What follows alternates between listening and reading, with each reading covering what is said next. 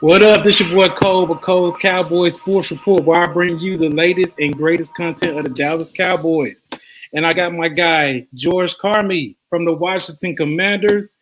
How you doing, my guy? I'm good, man. Thank you for having me. Happy to be here. How you doing?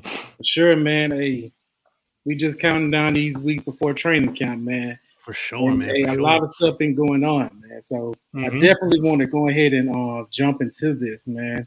How do you as far as like the draft and everything? How you feel about this draft, man? I'm happy with it, man. It basically, it's kind of a high floor, kind of moderate ceiling for Washington. I don't know if you guys been following it that much in Cowboys land. We basically, we drafted for players that fit positions for us. So with our first pick, we basically took Jahan Dotson. Yeah. He was a wide receiver that we wanted. I believe we had I think it was a 12th overall pick or 10th overall. It was 12th overall pick, I believe. I forget now. It's been a little Hey, it's been a while. while. We traded back a good like 4 or 5 picks, and basically it got another third round pick and a fifth round pick for that. So in Mhm. actuality, that kind of saved us with the Carson Wentz trade. We ended up getting Brian Robinson down the road, and we ended up getting Sam Howell down the road. We have Yeah. a quarterback in our stable, which is pretty cool. But Jahan Dotson is a slot wide receiver. I kind of projected him as like a second round pick in mock drafts, but honestly, man, he's been eating up in training camp. He's looking pretty good. He's sure-handed. He's been kind of our training camp MVP, so I'm kind of happy with that so far. Okay. And then the rest of our draft has kind of been like you can tell the coaches had a vision. They're like, all right, we need another wide receiver. We got Jahan Dotson. We need a running back, to kind of help out Antonio Gibson. Got Brian Robinson. Duron Payne, he basically is our defensive tackle, but he's on his last year here. So it's like, all right, we drafted a defensive tackle in the second round. So we're kind of like team building and kind of moving forward. So I see the vision. Hopefully 3 or 4 of them hit. That's all you can really ask for in a draft class. And I'm happy with everything so far. So it's pretty good.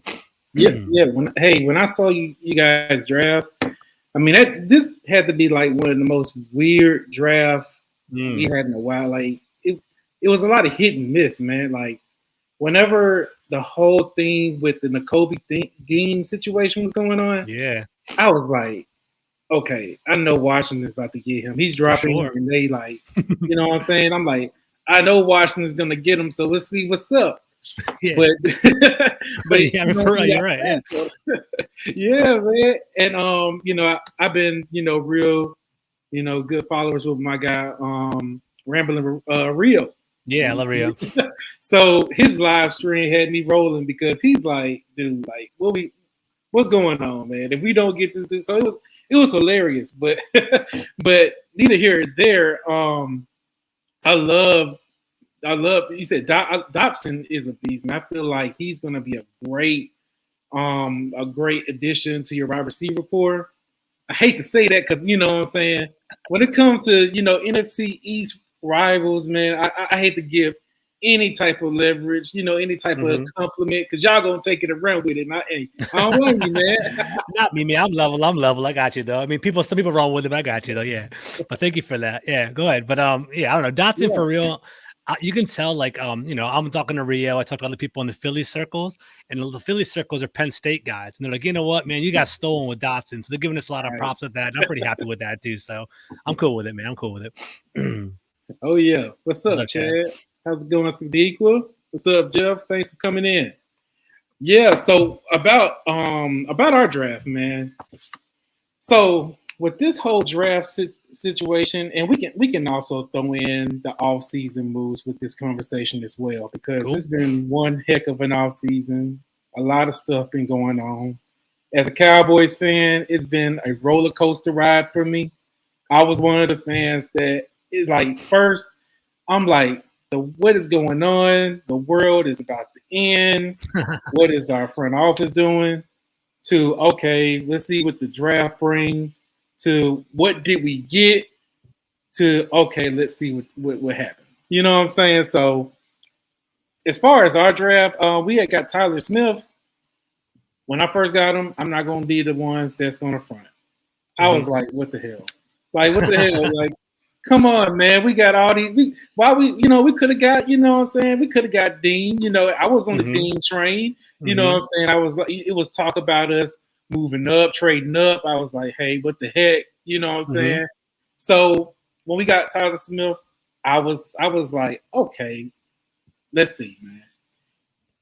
I marinated on it, and I was like, this dude, I don't like the fact that he has, the penalties and stuff. We just got rid of Connor Williams. Now we got another penalty machine. So, I was completely out of it. I was completely out. What's up, my guy? What's up, brother? Yeah, I was completely out of it, man. So once I did, once I did, what I'm saying?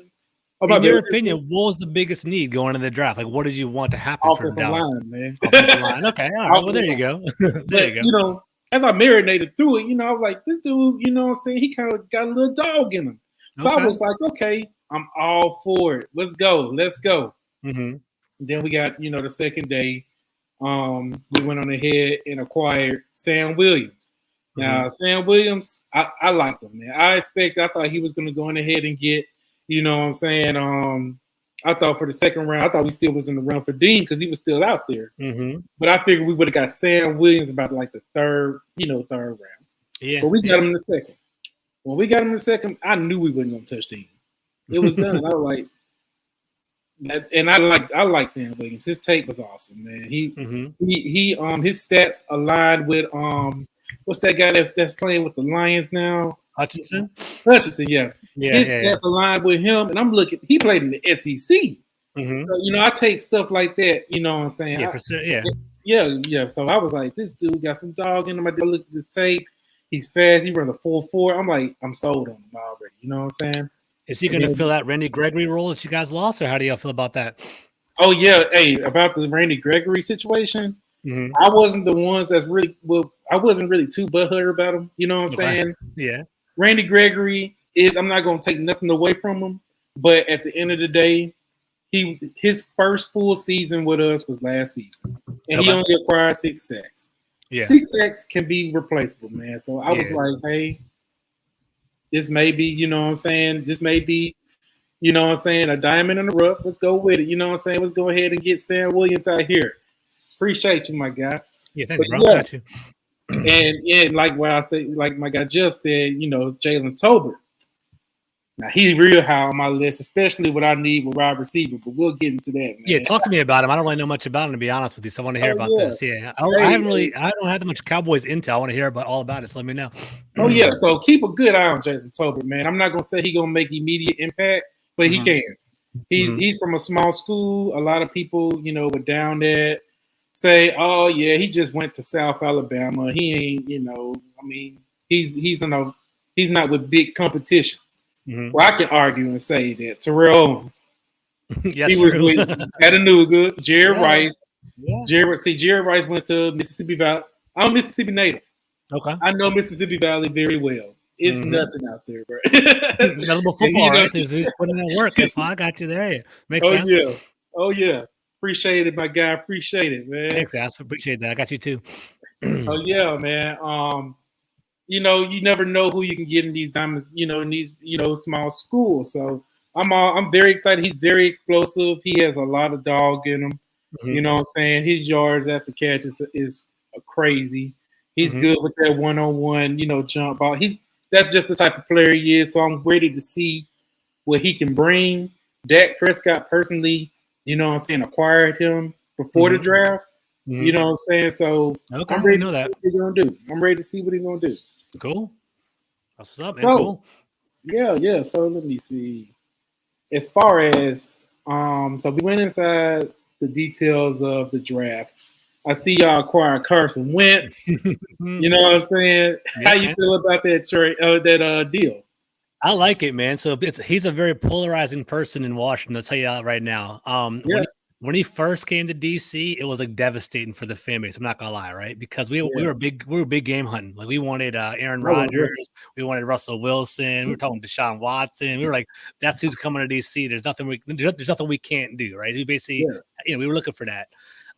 We offered 3 first-round picks for Russell Wilson. It was kind of shady how it all went down. It was basically like, 3 first-round picks for Russell Wilson. We offered it to the Seahawks. The Seahawks on Monday rejected the trade. They're like, "Oh, we're not going to trade Russell Wilson." And then basically Tuesday they trade Russell Wilson to the Broncos. So that's kind of did us dirty that way. The rumors were that basically they didn't want him in the NFC. They wanted to move him out to the AFC, which I don't know if I believe that or not. But it makes sense, right? It makes sense. Yeah, it makes sense. But and then Wednesday, man. So Wednesday midday, like 2 days after getting rejected by Russell Wilson, we get Carson Wentz. And I'm sitting there at a work meeting. I see this like little pop up on my message. Everyone's like, no, everyone's all angry and all upset and all that. But I'm not gonna lie, man. After I sat down, and I'm into this, dude. That's why you reached out to me. I love football, man. So I watched every single snap. I watched all the games last year. Got really into it. And one thing I can say is that athletically and physically, Carson Wentz can do it, man. He has that game, and people hate on him, and you're like, oh, he isn't that good. He had 27 touchdowns and 7 picks last year. That's great for a Washington quarterback. We've had bad quarterbacks for years and years. So getting someone like that is actually a huge upgrade for us. We traded 2 third-round picks. The actual trade package, just to kind of recap for your fans, we basically traded 2 third-round picks. The third-round pick in next year can escalate to a second-round pick, and we took all $28 million. So honestly, it was a big acquisition. So it was polarizing. The one good thing, though, is that this is my perspective, having that long-term view. We traded back from 10 or 12 to 15 to get Jahan Dotson. When we traded back, we got a third-round pick there. That's half the trade package for Wentz, right? Yeah. We let Brennan Sheriff walk, who we like the guy, but he's always kind of injured, and he basically he plays 10 games, 12 games a year. He wanted $19 million for a guard. We're not going to pay that much for him, so he walked. So it's a third-round pick, compensatory pick next year. So in theory, we got the picks back. And for me, having that quarterback, having that having that athletic guy, we went from Taylor Heineke, who was 5'11", 180, to 6'5", 240 Carson Wentz. And Carson Wentz is pretty mobile too. So it's if he can give us, 27 and 7, if he gives us 30 and 12, 30 and 15, that's going to be heaven for Washington. So we're really excited about that. And I think we're going to focus on passing a lot this year. I think the way it's going to go down, just kind of recap for your fans, we have Curtis Samuel, we have Terry McLaurin, we have Jahan Dotson, and then basically Diami Brown he's kind of had a slow rookie year last year, but Diami Brown was the big threat for Sam Howell that 1 year, I guess in 2020, where he was Sam Howell was the supposed first-round pick. Diami Brown was that deep threat. He averaged 20 yards per catch. So we have him as that wide receiver 4. So basically having him in the mix will give us give us some firepower. So I think we're there. And I agree with Mac right here. I think it is the fork in the road for him. He basically all that, he's a baby, he's not a team player, he's reluctant to take coaching. He better, or he's not going to basically be on Washington's team next year. Because just kind of to bring it on home, I thought it was a pretty good contract too. We have him under contract for 3 years. The last, the $28 million hit this year is his last guaranteed money. We can cut him next year and we get all that $28 million back. That lump sum comes back onto our salary cap next year. So if he's good, we keep him for 2 more years for $28 million, which isn't that bad. Dak Prescott's $40 million, so we have Carson Wentz for 28, or we cut the dude and we get all that money back. So we'll see what's up. For sure. Hey, as far as the Carson Wentz deal, at first, man, I'm not gonna lie. I thought y'all probably would have got Russell Wilson for it. I wanted Russell Wilson. That's my number one choice. I wanted more than anything, for real, honestly. I saw the dude hanging out with from Richmond, Virginia too, which is an hour and a half. That's where our training camp is. So it made a lot of sense. Yeah, he was hanging out with what's the tackle? Allen. Jonathan Allen at the Pro Bowl. Yeah. With them. I mean, it could have been anything. I was like, man, he may actually want to go. He may actually want to go to Washington, man. And Ron Rivera is respectable, and they kind of have that same mentality. I thought it was happening, man. So, what's up, Mitch? so as far as Carson Wentz, man, this is my thought on him. Mm-hmm. Carson Wentz is a good quarterback. He is, and like you said, he's the best quarterback y'all had in a while. I mean, I'm looking. I think since Kirk Cousins built for real, bro. 2016 Cousins. Since Kirk Cousins, and Kirk Cousins isn't a slouch, man. I mean, people hate on him in DC, but he's a good player, man. He's a good player for real. He averages 30 and 10. He averages 30 touchdowns per year. I mean, he's 4,500 yards. He brings up the stats, but he's not clutch. That's the only knock on him. So we'll see. Hey, I'll be on their side of the Eagles. Let me tell you that, man. I'm gonna be real. Yeah. But like as far as Carson, hey, I get it. You know what I'm saying? He been in situations where leadership was a problem. Yeah. He probably lost the locker room.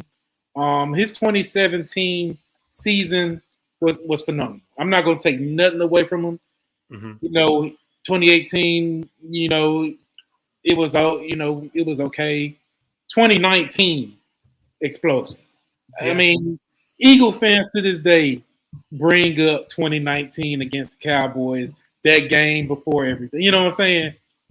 That's what they bring up. So if you hear hate from Eagle fans, Cole, if you ask an Eagle fan straight up, who's a better quarterback, Jalen Hurts or Carson Wentz? They'll say Carson Wentz, but only the diehards will say Jalen Hurts. Like in my opinion, I think Dak Prescott's the best quarterback by a significant margin, and then I think it's Carson Wentz, then Jalen Hurts, then Daniel Jones. So if I'm getting QB2 in the division, man, dude, if he plays for 5-6 years, that's a win for us. We've had 8, so I'm sure we'll talk about Terry McLaurin later on the draft. We've had him for 3 years. 8 different quarterbacks for Terry McLaurin over 3 years, bro. And every single time our season opener has been a new quarterback for him. Every single season we have a new quarterback, man. It's wild. So I'm just happy to get a new one, man. Exactly. Shout out to my guy, Professor O.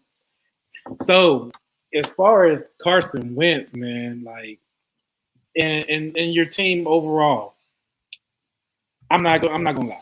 I see a lot of eyes been on the Cowboys and the Eagles.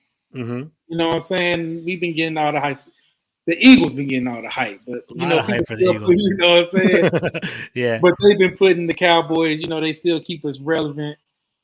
I mean, I have to be real. The Washington Commanders could sneak up, man. And I can even say that about the New York Giants. I'm not going to say that because I'm still not sold on Daniel Jones. Yeah.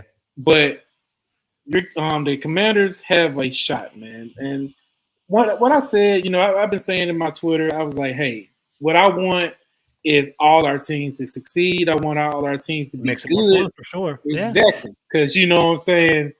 Iron sharpens iron, steel sharpens steel. I'm tired of this NFC lease. You know what I'm saying? I hate it, dude. Yeah, for real. So, I'm all for, all the teams being better. You know what I'm saying? But I believe that the Commanders has a good shot of surprising us, man. I'm not going to put y'all, you know what I'm saying? I don't see us sweeping y'all. I would say we will, but I'm not going to believe it until I see it, man. One thing I have to say is every season is different, man. Every season is different, bro, for 100%. And it's like, for real talk, like, hopefully people are peeping. It was up, Philly. One thing real talk people, hopefully they're kind of gauging for me is I'm a realist. Like, I think Cowboys are probably still the front runners to win the division, in my opinion, right? I think it's Cowboys, Philly, Washington. 3 of them are going to take 2 spots for the playoffs, and it's all going to break down, see how it goes. Philly, I think they're going to be all right, but I think Philly's a little bit slightly overhyped right now. I think people are thinking we're in the Super Bowl next year. Like last year, if you actually break down their wins, like they played nobody. We had Garrett Gilbert, we had like Taylor Heineke at the end of the year. They played Jake Fromm. Like they scraped by to get in the playoffs, got smoked in the playoffs. So it wasn't a good look altogether. So thank you, Mitch, for that. But yeah, I think Dallas is it's going to be interesting. I think with you guys, your offseason was very interesting. Losing Amari Cooper is a big deal, man. I think he's pretty damn solid, man. And losing, you lost your Leo Collins, right? You lost Rennie Gregory. You guys lost some pretty significant pieces, and you guys, I don't think you guys are going to win 12 games again this year, but you guys will be like 10 wins, 11 wins, and we'll see how that goes down. So we'll see what's up. Yeah. The you know what I'm saying, the main part as far as keeping us relevant is the Cowboys is our quarterback. Mm-hmm. And since we're still in this conversation about quarterbacks, we're not just going to talk about Carson. We're going to talk about the expectations of Dak Prescott as well. Mm-hmm. My expectations on him is I see this being one of his best seasons yet, man. Ever since his rookie season, I see him stepping another step up. And I get it. People, they he reached his, his ladder. I don't believe that. Basically, 2020 Dak could have been incredible, man. You gotta look into how things were. Dude, we had a horrible defense. Horrible. Dude, And with a horrible defense like that, I mean, Dak was cooking, man. The dude was was cooking. going. I remember, like, I forget what week he got hurt, bro. It was like week like 5 or 6 or something. It was like week 5 or 6 or something like that. And it was like he was so far ahead in passing yards. It took 2 or 3 weeks for a quarterback 2 to overcome him as the passing leader in the NFL. Like, Dak was cooking, man. That's a good player. Like, he's a good player. I think the one thing with, like, I actually heard an awesome podcast today on The Athletic. It basically was like in the NFL, you win one of 2 ways, right? You basically have a quarterback that can uplift your wide receivers and uplift the team, or you have a group of wide receivers that uplifts your quarterbacks because you can't handle it. So it's going to be interesting. Like, the Cowboys have Dak Prescott. They have him, which I don't really know. We'll talk about this. I don't know if I really fear your wide receivers anymore. Like, CeeDee Lamb's pretty good, but collectively, I don't know if I'm all into it. But, like, Dak's going to raise all those dudes up, and then you need the A.J. Browns and Devontae Smith and the Quez Watkins to raise Jalen Hurts. It was kind of built that way. So we'll see which way actually work was all said and done. Yes. And, as far as, and I get what you're saying about the wide receiver core as well. As far as the wide receiver core with Dak, and with our team, losing Coop was big. I get it. You know what I'm saying? I'm not going to front like we weren't pissed when he was gone. I was pissed because I wanted, if we was to choose who was going to lead between Coop and D-Law, I was one of the ones saying I'd rather have Coop. That's just me. It's just salary cap. That's the whole reason he left, or what happened? Why did he leave? They can say salary. It's really front office. They weren't sold on. You don't like him? Okay. They didn't like him. He had the C-19 going on at that time, and he wasn't vaccinated, and they didn't like that, man. Gotcha. The games that he missed. I mean, he missed the Chiefs game. He missed the Raiders game on Thanksgiving. Like, they were pissed, man. They didn't like that. You know what I'm saying? Yeah, I can imagine. I can imagine. They didn't like that, man. And, those are the 2 games we lost. Of course, you want to win games on Thanksgiving. You want to win games against the Kansas City Chiefs. Mm-hmm. You know what I'm saying? So they were pissed about, him not being able to play at that moment. Also, I can say that the way Coop is, he's a quiet receiver. They like them dogs, man. You know what I'm saying? They like the Dez Bryants. That attitude, that T.O. they like that. He didn't bring that to the table, but he was quiet. And then at one time when he brought up and actually talked for once and said, "Hey, I think we'll do better if I had the ball more," that could have been a problem too. Yeah. But they weren't sold on Amari Cooper. Now CeeDee Lamb's turn to shine. Mm-hmm. And CeeDee Lamb's a good player too, man. I like CeeDee Lamb. Good. I have a lot of faith in CeeDee Lamb as far as number 1 receiver. One thing I got to give you all credit for, I said whenever I'm talking in Washington circles, is that, like, what the Cowboys do best is they take BPA in the first round. He's the best player available. Like, CeeDee Lamb basically fall into they didn't necessarily even need a wide receiver that year, but they're like, you know what? He's too good to pass up. I'm going to take him in the late first round, pluck him, right? And then last year with y'all wanted Patrick Surtain. You wanted him. You weren't a cornerback, and that was kind of like the easy mock to you guys. The Broncos snatched him up. Micah Parsons sitting right there, BPA. You snatched him up and look at him blowing up, man. So it was crazy. So kudos to y'all, man. I kind of wish, like, Washington sometimes reaches for positions. You guys take BPA, and it's proven to work out so far. Yeah, and the thing about Washington, y'all love Alabama play. Have to draft one every year, bro. Every year, gotta take one. Exactly.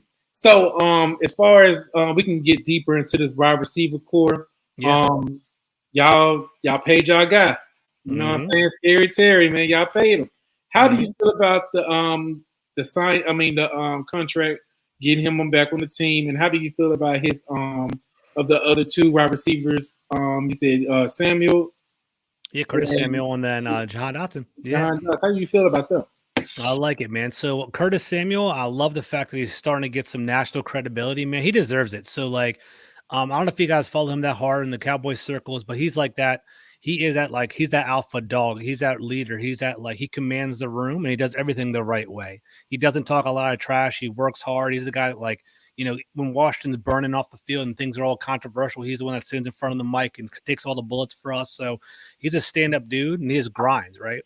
And like I said before, I agree with you, Jeff, with the Carson Wentz. he's the state, like he's had 8 different quarterbacks over the past 3 years. He's had 2 1,000-yard receiving yards despite all of that 2 of the last 3 years. The only time he didn't do it was his rookie year, and he had 985. The only thing that really doesn't push him to that next threshold where people are talking about him nationally is his touchdowns. I think he's had 7, 6, and 5 over the past 3 years. But I did some research about it. I was writing about it. There was only 10 wide receivers in the entire NFL last year that actually had double-digit touchdowns. So, it's not like he's on that threshold. He's on that cusp, but I think he'll break through.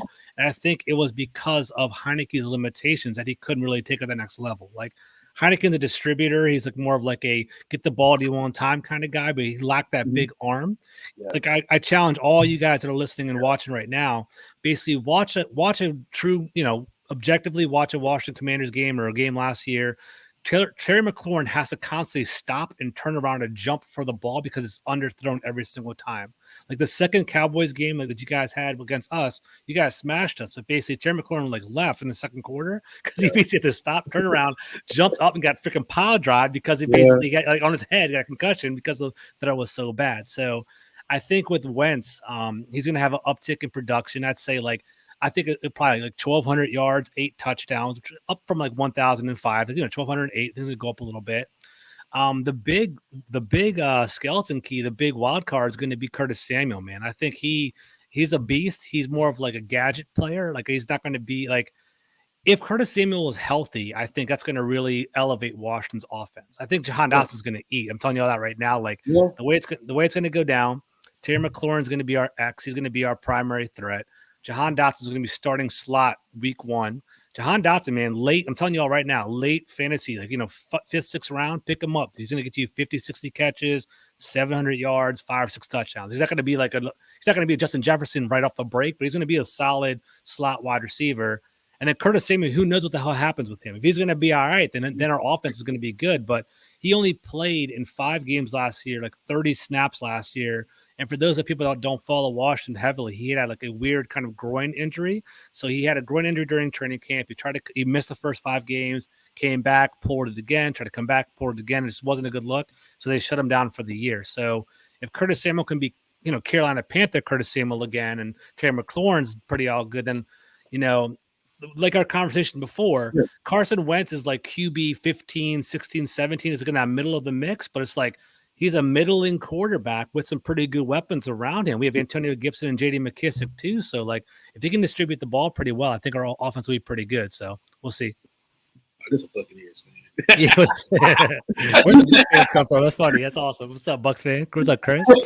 I thought it was Commanders, man. Yeah, I thought it was a Commander fan. So I was all right. There you go. I got you. I was defending me though. But hey, as far as Carson Wentz problem, and maybe this is something he can work on, is his problem. He can be an upper echelon quarterback, but he was his earlier years.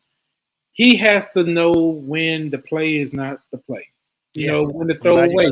You're right, he likes 100%. to play hero ball, man. 100%. You're right. When he forces it, I can look back. What game was that? I forgot who they were playing. They was close to the goal line, and he threw that pick 6 right in the end of the game. They were right in. I forgot who they were playing last year. Probably the Jaguars, probably. I think it was against the Jaguars, man. Yeah. But he don't know when, okay, this is not the play. I need to go ahead and dump it off. He try to look for that big play, and he takes chances. He needs to calm down when it comes to that, because if you do that, you're just screwing yourself, and that's what he's done a lot of times. We can always rely on Carson to screw it up.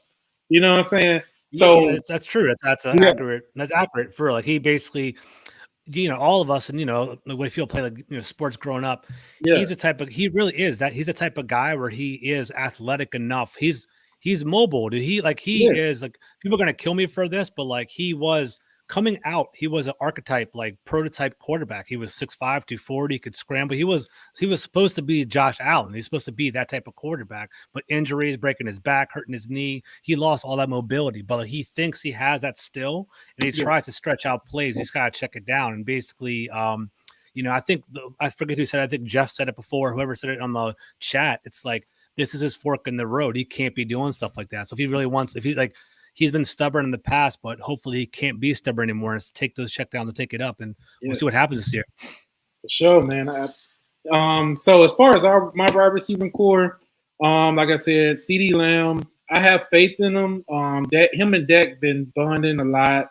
Made him move his locker right next to him, trying to get that chemistry going. So as far as their chemistry, I have no problem with it. Now we have James Washington, we have Jalen Tolbert, we have Michael Gallup, who is in it, who he's injured. We don't know when Gallup's pretty good too. Yes, he is. I like Gallup, dude. When it comes to that sideline, he can work the sideline, man. But we will see, man. I don't know when they expecting him. He's been working chords throughout the OTAs. That is good, in my opinion. But I don't want them to rush him out there, So I'm hoping. One thing about us Cowboy Nation, we ain't gonna admit it, but we're hoping that what I'm saying, other guys can step up. We fully aware of, okay, yeah, CD Lamb can get that double coverage, but we also been having, we've been seeing things as far as how to use Tony Pollard.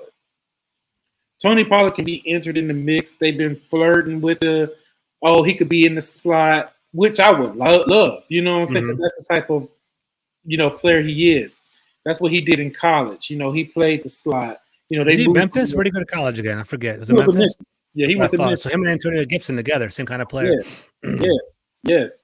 So I'm all for it, man. I'm like, hey, if he using the slot, we could be working with something, man. You could take a little, piece of the page out of the Shanahan system and really use him like a Debo Samuel type. You know what I'm saying? So hopefully, Kellen Moore dials up plays, and I'm gonna get it to him later. But Moore's pretty good, man. Up and coming, for sure. Yeah, but we gonna have to get into that. We can actually get into it now. Yeah, okay. We got time, man. What's good with before we go over there? What's good with Zeke, man? How you feel about what's Cowboy vibe on him? He's still the elite Zeke, or is he falling off a little bit? What do y'all think about that? So Zeke, man. Here we go. Good transition. Perfect. Man. Zeke. So, a lot of people, would say he's washed and he's not the same Zeke as 2016 and 20.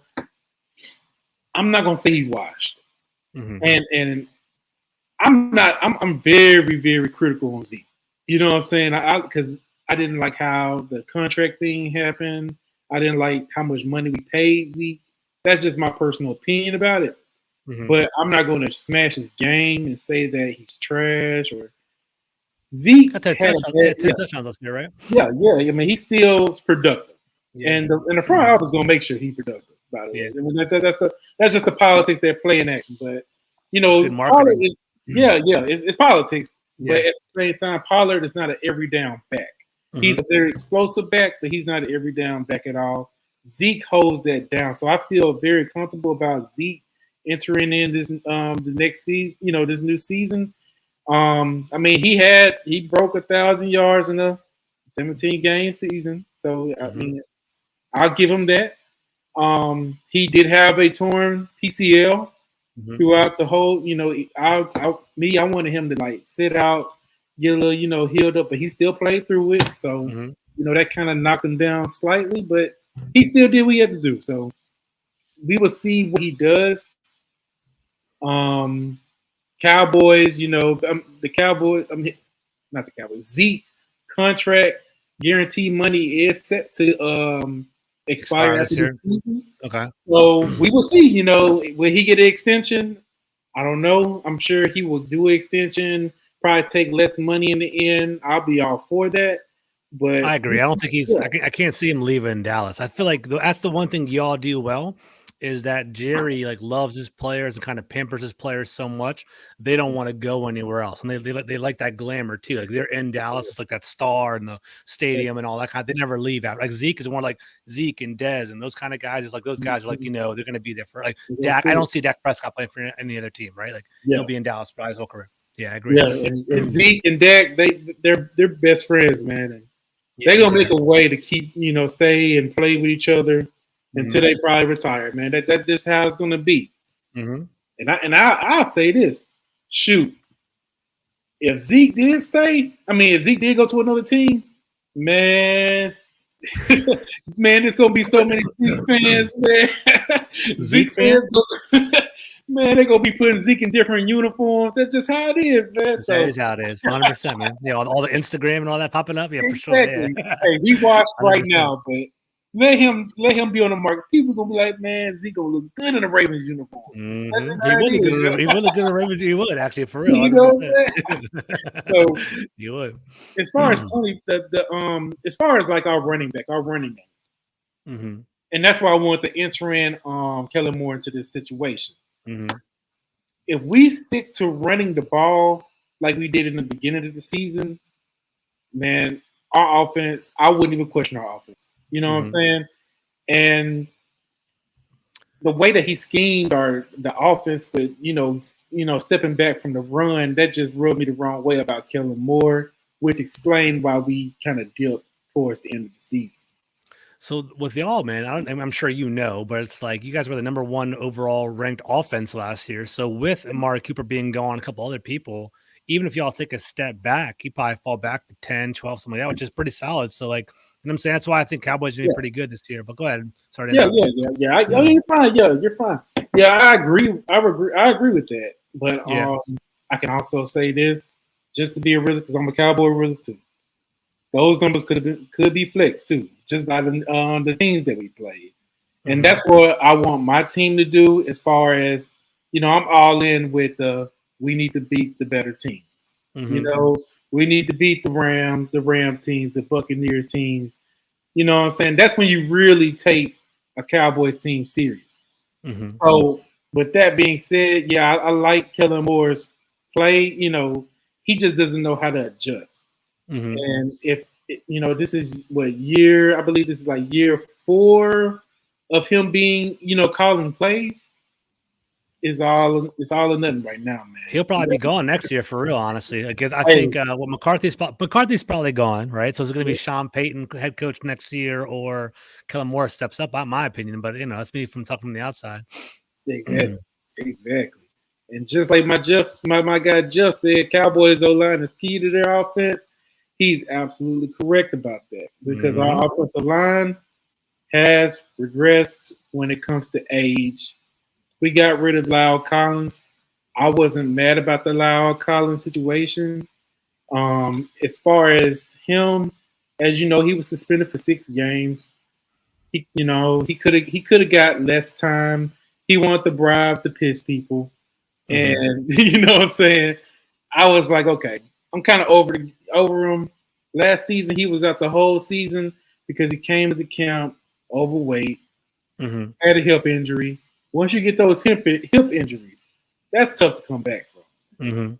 That's one thing to come back, and you got to use your hips, especially whenever you offensive line tackle. You know what I'm saying? Sure. Yeah. So we had Terrence Steele undrafted, free agent that we had picked up in his rookie season. And, he stepped up. He took his job. You know what I'm saying? Just ran away with it. So losing Lyle wasn't bad. I wasn't really mad about it. I wanted us to get better, picks from him. But as far as Lyle, the loss of Lyle, I'm not really tripping about him. Connor Williams had to go. He led the league in penalties. He was like second. He probably may have been first in the NFL in penalties. So he had to go. And that was one reason why our offensive line regressed, because so many explosive plays from him was taken back. So we have we plugging it in. We're trying to get more depth. We got a little bit more depth on our offensive line. But as far as the offensive line play, I agree with Jeff. We have to step up on that. And that could be a reason why the running game regressed as well. How do you feel about your offensive line? Y'all lost Sheriff. He went to the Miami Dolphins. Let me take a step back real quick. Yeah, so basically, I think he went to the Jaguars, right? That's where Brandon Sheriff went to the Jaguars. Yeah, with the Jaguars. Yeah, but basically, let's take a step back at our running backs first, right? So I'm sorry. I think no, it's all good. I think I'm It's going to be interesting because I think Washington's going to pass a lot this year. I think that's going to be kind of our move. Like we've been kind of a running team for a while. Like we went on a 4-game winning streak last year, and Antonio Gibson was kind of the power behind our offense.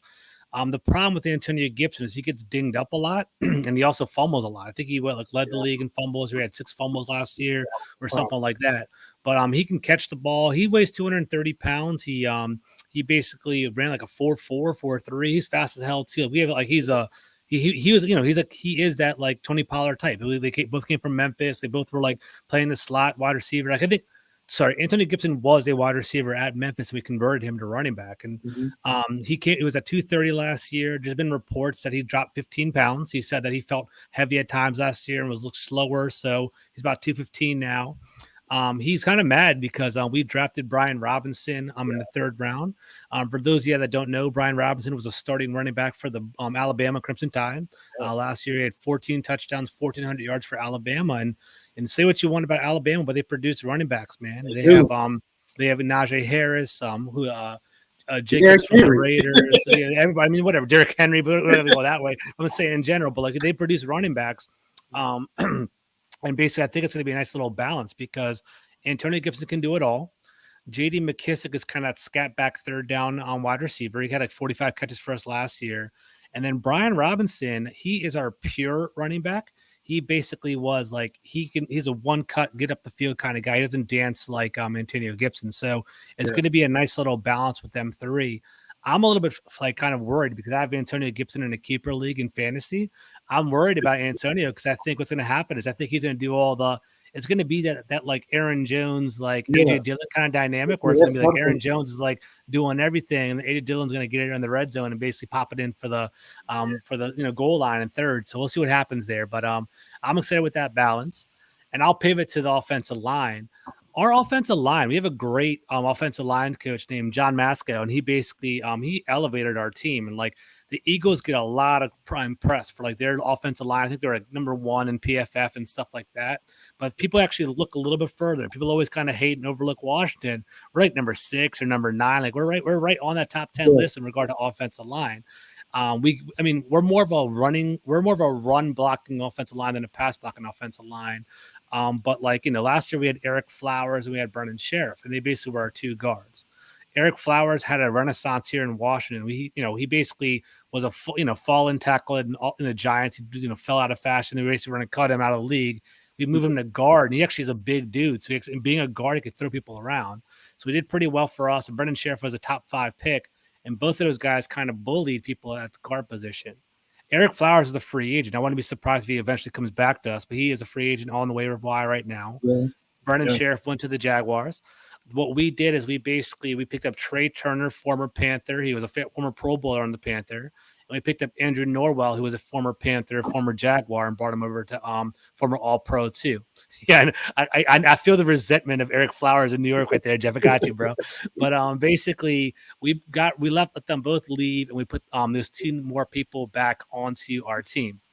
It's going to be interesting. I think the collective feeling in DC is that our offensive line is going to be decent and it's deep, but we don't have that high end talent. We don't have that we don't have like that, Tyron Smith, or we don't have that like Lane Johnson or those elite guys. So I think we're going to be all right. Hopefully our coach will kind of put it together, but I don't see it as a problem. Like what they want to put out there is the national guys that don't follow the team that well. Everyone's kind of chopping up the bit about our defense or defensive line and all that kind of stuff. I think, I eat, sleep, and breathe this team. I think our offense is going to be better than our defense this year. I think that's going to be how it goes down. So we'll see how it shakes out. And when you brought up the offense better than defense, I could say that our defense will be better than our offense now. And that's one thing that most of us Cowboy fans, we're not really kind of ready to say that. Yeah, we've been an offensive team for many, many years. You know what I'm saying? That's basically what Jerry Jones like to sell tickets, man. He likes those explosive offensive plays. But now we're starting to like slowly lean more on the defensive side. And if you look at our defense and look who we lost, the only person that we lost on defense was Randy Gregory. Mm-hmm. And and we're gonna get deeper into that defense because I'm ready for that conversation soon. But I Let's get it. also want to pivot back to the offensive line just a Mhm. little bit. One thing that mainly concerns me also about our offensive line is Tyron Smith. Dude, Older. well, yeah, he's older. I mean, we have Zach Martin, and Zach Martin's older than Tyron Smith. Mm. Tyron Smith, we already have him not penciled in, but sharpied in to miss at least a few games, man. You know what I'm saying? So Yeah. I'm like, hey, I would like for us to have like a backup plan. What's up, my guy? What's up, I bro? would like I would like for us to have a backup plan as far as him. I know they're trying to, slowly work Tyler Smith to the left. To the left tackle position. Right Mhm. now, he's starting left guard. So we will see. You know what I'm saying as far as the offensive line. But let's get into let's get into this defense, man. Let's get Let's do into it. the defense. So the Washington Commanders, y'all, the defense, y'all got the all-star defensive line. You know, how do you feel about your defensive line altogether? Real talk, I think it's untapped potential. And I think they're gonna make or break our team. I Yeah, think they're a little bit overhyped being the objective person that I am. I think like they're all first round picks, right? yeah, Chase Young is a number 2 overall pick. So that dude should be freaking Von Miller, but he isn't there yet. So we need those guys to blow it up, right? So the best player on our defensive line right now is Jonathan Allen. He doesn't get a lot of love around the league, but he had 8 sacks as an interior defensive lineman. He's a beast, man. I think truly special defensive tackles need to be pass rushers, right? And I think John Allen is that right now. He's not a run stopper. He is a guy that can do everything. So I like him a lot. So I'm talking about Chase Young and Montez Sweat. So I'm actually rocking a Montez Sweat jersey right now. He's yeah. my favorite. I love Montez Sweat. Like Chase Young gets all the kudos, but I think Montez Sweat could be as good or has a high ceiling as Chase Young. Yeah. For those of you that don't follow Washington that much, basically Chase Young had a pretty rough year last year. He played about 8 games, 1.5 sacks towards ACL. He missed OTAs. He missed OTAs for like a couple kind of crummy reasons, right? One was he was like, it's my time. I can work out in my own space. So basically, he was kind of doing that. He basically was doing commercials. He's on Family Feud. He's kind of like embracing that defensive player of the year kind of thing. And then basically when he came back to training camp, he kind of was more of a freelancer, right? He was getting individual coaching, and basically the individual coach was like, you need to do X, Y, and Z. And our coach was like, you need to do X, Y, and do A, B, and C, right? And basically they're both different. So what ended up happening was Montez Sweat and John Allen had that synergy and kind of work off each other. But basically Deron Payne and Chase Young were like, the kind of independent. So it was like Chase Young was supposed to fill that like B gap or whatever it is. He'd run around and try to, run around the edge and try to get a sack and basically wide open run up the middle, and we'd have problems like that. So I think what's going to happen is if we need our team to kind of blow up, it's going to basically be Montez Sweat and Chase Young basically rising to the occasion. The problem is, though, Chase Young, he had a torn ACL, and basically what he did was what I get the knees backwards, but let's say the right knee was when he tore. Yeah. His left knee, he took a graft from his patella tendon and basically like replaced his right knee to kind of like replace the muscle there. Yeah. So the surgery is going to take longer. Like it was like a long-term surgery as opposed to a quick fix. So basically it was better for him for career-wise, but he might not even be ready for week 1. It's kind of like talk about that right now. Yeah. Wow. Yeah. So basically that's the worry about him. So Chase Young, I think he'll come back. It's going to be interesting. I believe that Chase Young will have a good year. I don't know if he should be getting teens, like 13, 14, 15 sacks as a number 2 overall pick. I can see him. I don't know about all that, Olivia. I can see him basically getting like 8 or 9 sacks this year. Now kind of because he's missing time and stuff like that. But Montez Sweat's in his contract year, so hopefully he blows up. So like the way I'd rank them is Jonathan Allen's probably the best player on our line. I think Montez Sweat has the most untapped potential. Montez Sweat had like 6 or 7 sacks last year, and he missed like 5 games with a broken jaw. His brother passed away last year, like in a shooting. Yeah, it was like a lot of crazy stuff happening for him. So like, I think he'll bounce. I think Montez Sweat's going to bounce back, and I think our defensive line. Plus, we got Phil Mathis in the second round. Like our defensive line is going to be solid, but I'm more worried about our linebackers and secondary. And I'm sure we'll go there in a second. Yep. Yes. As far as our defensive line, like I stated, we got and by the way, I like Montez Sweat. He with the wrong team. I'm a Mississippi State fan. Yeah, man. He was very explosive with his when we. You're kind of breaking up. I'll carry it for a second. He was supposed to be a top 10 pick, and basically what ended up happening Rebel, which I can't stand Ole Miss, but I was cool with getting Sam Williams. Like I said, he's a good replacement in my mind of Randy Gregory. I believe he will probably have better potential than Randy Gregory. That's just me, altogether. As far as like the defensive tackles, we got Neville Gallimore. We have Osa Digizua. Those two guys, they're in the mix. They really, they had great seasons. Osa had a great breakout rookie season. He was solid. He hit a little rookie wall a little bit, but he's been training real hard. He's ready. I'm ready to see what he can do. Gallimore, he was out most of the season, but he put on a lot of weight, a lot of muscle. When he came out against y'all the first visit last season, he was destructive, man. That was like one of his. I was at that game. I was like, that game was like kind of hype too. It was kind of like I think we were like on a 4-game win streak or something like that. And it was like if we won that game, we'd be like a game back in the NFC or so. It was like we could have been on the playoff run, and we got freaking smashed. And it was like not. I went to that game. I was pumped about it, and it was like first quarter I was angry, and I was angry the whole game. You guys were just fast. It wasn't a good look. Yeah, I was laughing the whole first quarter, man. Laughing. I mean, the first half, I was like, that first half was amazing to me. I know it was bad when you're in, but hey, y'all almost came back. Yeah, we came back that first game. The second game was worse. That first game, y'all almost came back, and I was like, what's going on? And hey, that was just crazy. But and hey, D-Law, I have a lot of expectations from him. Not too much, but I want him to step it up. I want to see what he can do. He slimmed down. He cut his dreads. He's trying to reset his career back to how he was when he was a rookie. He talking about, hey, I don't want I don't want a rookie like Michael Parsons to outshine me. I'm about to step it up. We gonna see. You know what I'm saying? He got that bag and he was regressing. So I want to see what he gonna bring to the table with Michael Parsons. And before I even get to Micah, I know I want to break this down. Go ahead and get into your linebackers, man.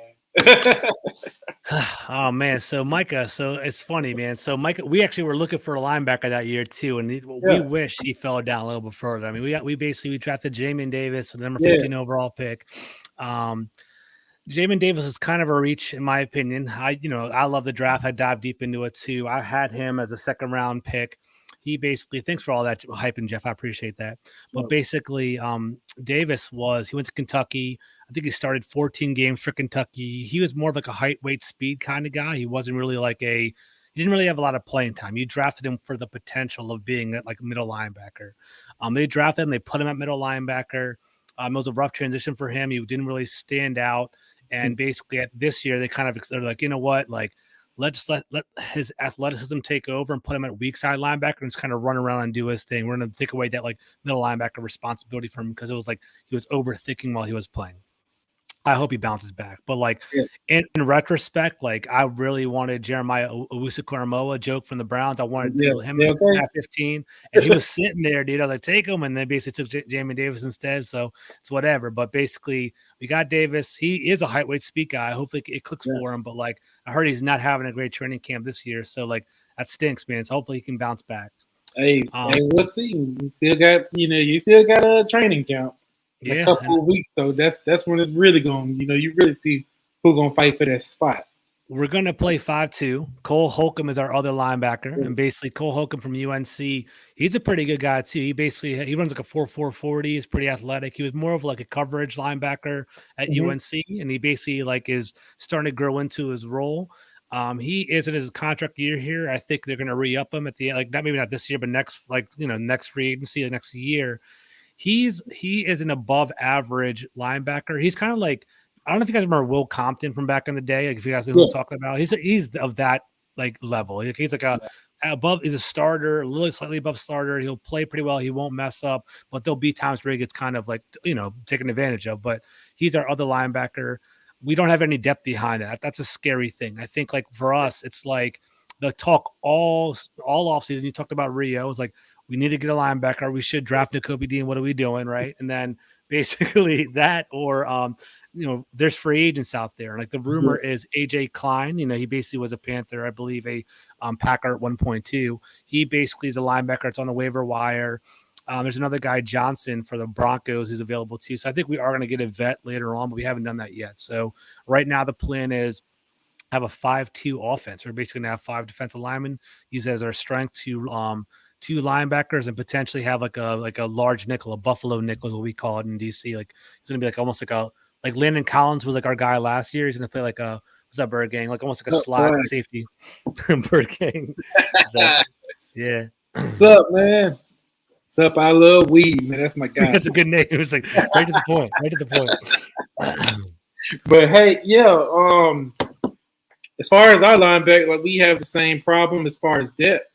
We don't have a lot of depth in linebacker. We have Leighton Vander Esch, we have Micah Parsons, and we have Jabril Cox, who is coming off of an ACL injury. Yeah. We signed Christian Sams. He used to be a Patriot. I don't know who that is. Yeah. He used to be a Patriot. He just actually recently came from the USFL. Okay. So the Cowboys went ahead and signed him for depth. Yeah. So as far as we have other linebackers. We got DeMar Clark. Hey, I'm looking forward to seeing what he does. Right now, he is. Right now, he just came from a very, very bad injury. Okay. So he's rehabbing. The Cowboys took a chance on him. He was a lower, pick for during the draft with us. So, but he has a lot of promise. Like he played for LSU. He was amazing. Mm-hmm. That injury just knocked him down. So I'm ready to see what he can bring to the table. We probably won't see him prior to the end of this season. They might flash him out there, but me personally, I want him to come out. Probably just start over next season. When he's fully. But as far as our linebacker room, it's bare. It's bare right now. Cowboy Nation, we hoping to, we hoping to go ahead and get Anthony Barr in the building. Little good veteran presence in there. We can only hope. We got a penny pitcher named Stephen Jones that don't like to sign, players, or he'll lowball them. And like I told you, we don't get into the front office, man. Both of us got some stuff to say about that, I'm pretty sure. 100%. How can you say Washington at the front office, man? Come on, what are you talking about? Hey, so as far as the linebacker core, we all depended on Michael Parsons, man. And don't get me wrong, LVE, Leighton Vander Esch, he's good. I mean, he had a good season last year. He wasn't injured in that 49ers game. He played good in that 49ers game. He was. I give him that. I'm not gonna treat him like we did Jalen Smith or nothing like that. He had a solid season.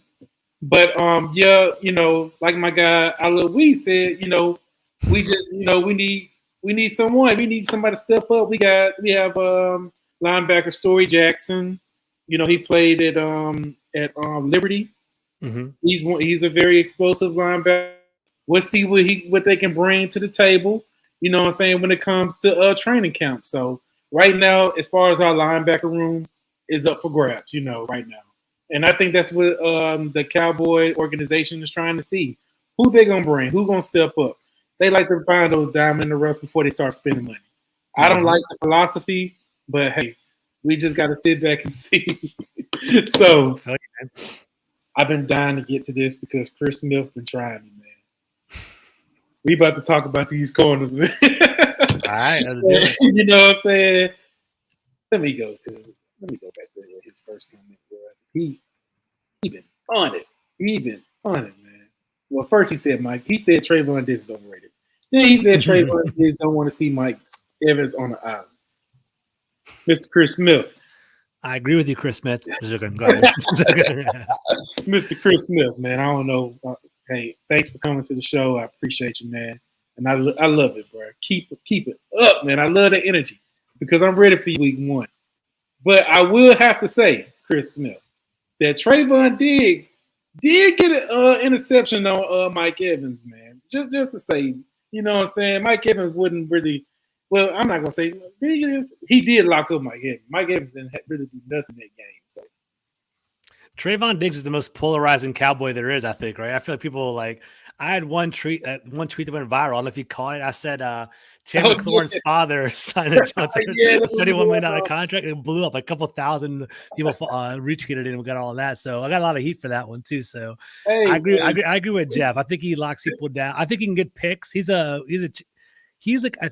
a lot of turnovers, but I think it was maybe top 5 most yards given up in the entire league. So the one thing I do show love for him is basically ask Darren Tony. It's hilarious. The one thing I got to give him credit for is that he's from my hometown. So I'm from Rockville, Maryland. He's from Olney, Maryland. He's like, dude, he went to get counsel, which is like 15 minutes from here. So he basically, I love the dude, but I don't know, man. I think every year's a different year. Terry McLaurin ate him up with the first year. Then Trayvon Diggs locked him down last year. So year 3, we'll see what's up here, man. So we'll see how it goes. See, the thing about Trayvon Diggs, I like to break this down for people because it's a big difference in cornerbacks. Mm-hmm. You have an in phase and you have an out phase. Diggs is not an out phase corner. Diggs is in phase. He's going to take those chances. He's going to try to get the ball, and that's his game. You know, do I like it? Do I like the fact that he could? It's a chance, and if he stumbles or something, whatever, it can be a big play loss. Yeah. And I hope he works on the double move. He's been working on that on the off season. I'm all for that. But I love him taking chances on getting picks, man. You know what I'm saying? Picks. We've been begging for an overturn. I was gonna say for real, like 11 picks is legit. You gotta give him credit on that because turnovers legit changes games, and basically having 11 of them changes a lot of games. Like I think like defensive stats aren't sticky. Like I don't think he's gonna get 11 picks again next year. Like we'll see what happens, but I don't think he's gonna 11's a lot, man. So he had an awesome year. He might get like 3 or 4 this year is what I'm trying to get at. So we'll see how it all shakes down. I like 11's a lot, bro. 11 is a lot, and that's because a lot of teams try him. They not really, they like to take their chance because they know his weakness. They know he can give up. It's a hit or miss with him. My thing is, this is the whole narrative of Trayvon Diggs, in my opinion. It's PFF. The whole giving up yards. We didn't care about this until this season. This wasn't a thing. And PFF made it, a thing. I can argue and say that Jalen Ramsey's 3rd year, he gave up just as much yards as Trayvon Diggs did last year. And that's a fact. So I'm not going to say he's overrated. I do say he has a weakness. Hopefully he works on that. And I can also say that he's not going to top 11 interceptions. He might be around that 7 to 8 range, maybe 5. You know what I'm saying? Yeah. But I would say he can still get those numbers if teams keep trying. You know what I'm saying? I think 11 interceptions is exceptional, and I think if you get 11 interceptions, you should get first team All Pro. Do I think he's a first team All Pro cornerback? Me personally, no. And then to kind of bring it on home is like if you look at like EVOA and like basically like offensive yards is the largest predictor for points, right? So if you're basically giving up a lot of yards, like even if you're an offense, you're supposed to generate a lot of yards so you can get more field goals and more touchdowns, right? So like there is a correlation with giving up points altogether, but at the same time, basically, 11 picks. Him and Micah Parsons are the reason you guys were 12-5 last year. I mean, for real, he basically changed it for everything. For real, yeah. That defense. them two together, the way how everything went, yes. And Diggs, he started off as a wide receiver in Alabama. Yeah, I He was gonna wasn't say a that. corner. You know what I'm saying? This is like Mhm. his 5th year overall. His 5th year being a corner. So Mhm. people got to put that in perspective too. Hey, he's new at this. He knows what the wide receiver gonna run before he even run it. He knows what the routes are gonna be. So Mhm. I'm looking forward to seeing what he does year 3. Year 1, yeah, Terry McLaurin cooked him, man. That game, I remember, he was getting cooked a lot that Mhm. season, and that's expected. He was a rookie. And towards the end of the season, you know who dead he is? He Jalen Hurts dead because he showed picked off him. He got him plenty of time, so I'm all for it, man. So I'm ready to see how he is year 3. Anthony Brown, he's solid. He had a horrible game against the Bucks. He had a horrible game against the Raiders. Like, Mhm. it was ridiculous. But Dan Quinn's system did elevate his game because we used to, Dan Quinn's a good coach, yeah, yes, defensive coach. he worked magic on Anthony Brown. So Mhm. I'm looking forward to seeing how he's going to be. We also have our last year's 2nd-round pick, Kelvin Joseph, Boss Man Fat. That's his That's rap his name. nickname. That's Yeah, his that's rap his. name. He Yeah. he has some off the field issues over the during the off season. So we don't know if he's going to get suspended or not. So much stuff going on in the Is he your league. starting slot? He's your starting slot cornerback, or what is that? But they have him in the they can they gonna have him in the outside. He's one of your top 3, though. Yeah, Okay. they definitely want him to start. They want him more involved. Last year he couldn't really be more involved because he was injured. He had some injuries going on. He wasn't really ready. So we hoping that we cash out on our 2nd-round pick with him.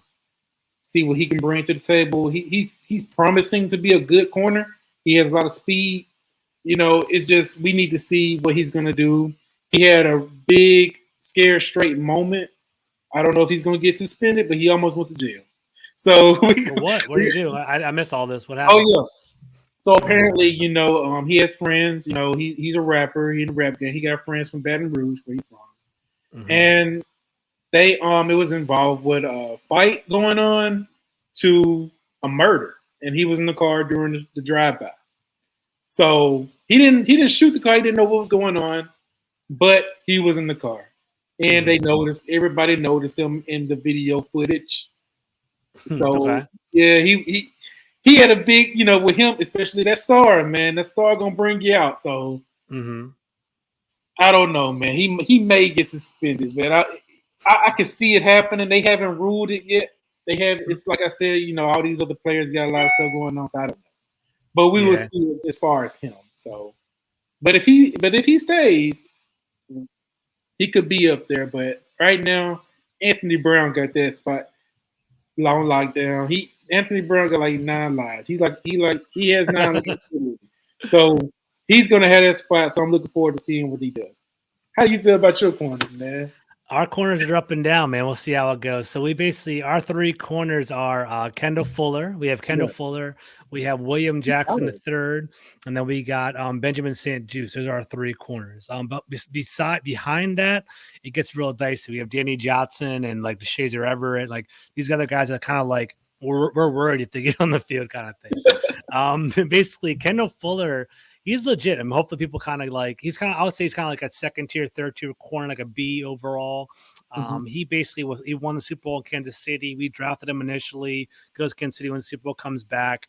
Yeah. He was supposed to be the slot corner for us, but basically had some issues at slot again for us. So it didn't really work out. And we bumped him outside like halfway through the year. And when we put him at the outside position, he started to play pretty well. He's a very good zone corner where he basically is smart. He can basically react and see the quarterback and jump on things. So that works very well for him. That's the issue was this, right? Last year, Washington kind of Jack Del Rio, our defensive coordinator, was very confident in our front 4. And he's like, you know what? We're going to let them blitz. And because they're going to generate so much pressure, we're going to play man coverage in the back end. And what ended up happening was basically our front 4 wasn't generating pressure. So the back end was getting cooked on man coverage. Halfway through the year, they changed the zone, and basically our defense starts to tighten up because our zone was better than our man. Okay. The problem is William Jackson, basically coming from the Bengals, he was like a top 5, like top 10 cornerback, but he plays primarily man. So basically that was the issue. You have a man corner playing in his zone system, and it basically was an issue there. And like, Kenneth Fuller's better at zone, man, William Jackson's better at man. What are we going to do? So that, like, my biggest thing, right? So talking to everybody, everyone's always like, Chase Young, Montez Sweat. Those are the big fish. You want them to do very well.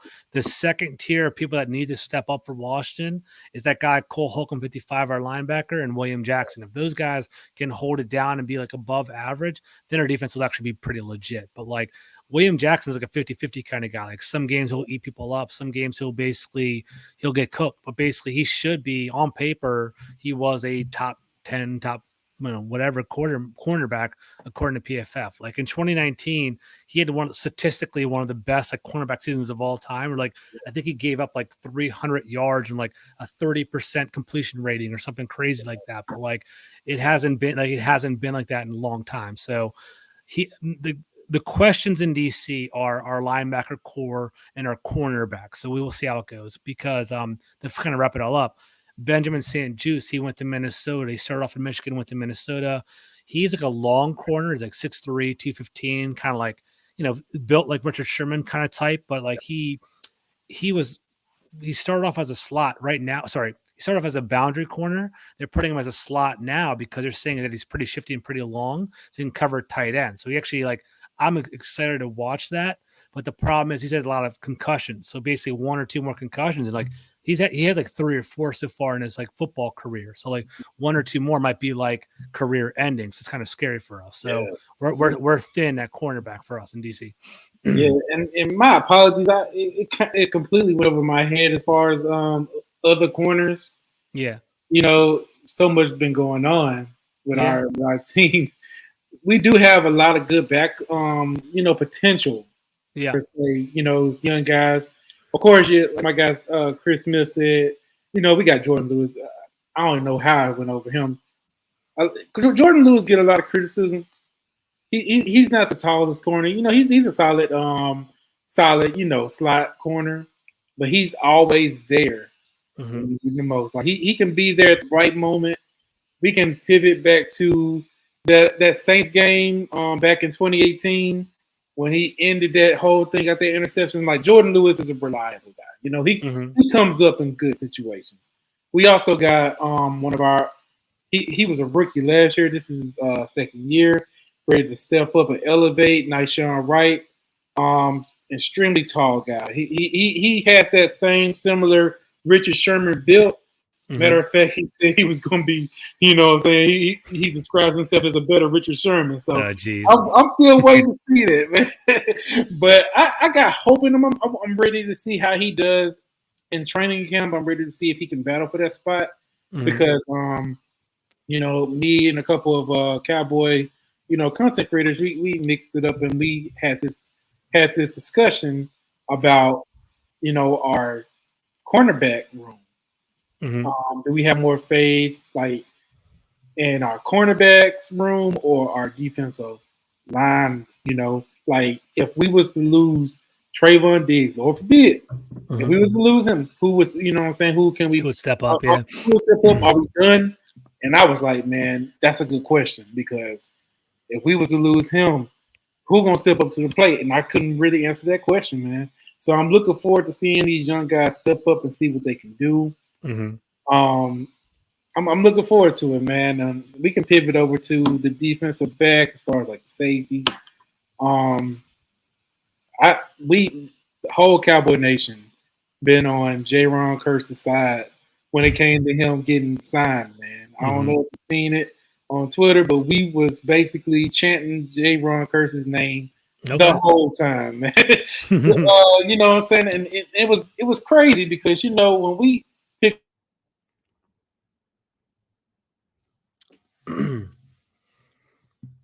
you broke up a little bit, but J-Ron Kearse, I don't really know much. Like, I've seen the name. I don't really know how dominant he is for the Cowboys. I'm thinking over in DC, we actually like Cam Curl. I don't know if you guys are catching that vibe over there in DC yet. But basically, Cam Curl, he's a 6th-round pick out of Arkansas. He can basically play any position for us. Him and Bobby McCain is our safeties over there. But I'm waiting for you to come back, bro. You're lost for a minute.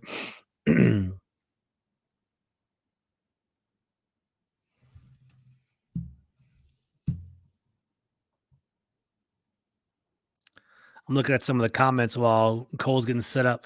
I love Weed says Dick's the same amount of picks as Washington's whole team last year. That's hilarious.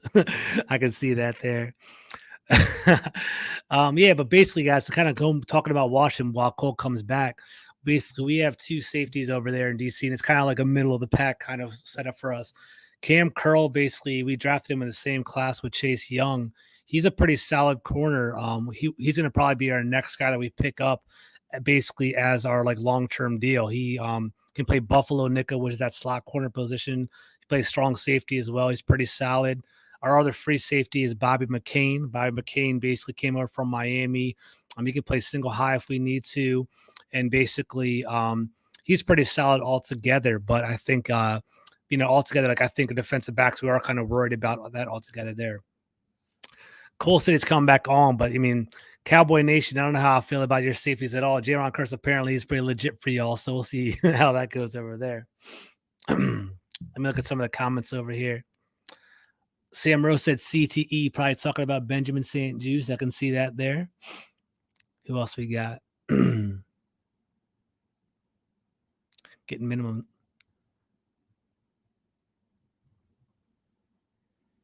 Only player I like is Chase Young. All right, I can see that there. Chase Young, he's legit, man. Coming from DC, he should have a bounce back year this year. We'll see how it goes. But I don't know if you caught it earlier, but basically he had a torn ACL and he had basically a graft in his left patella, so he basically might miss the first couple of weeks of the season. So I'm kind of worried about that. Look at the comments over here too.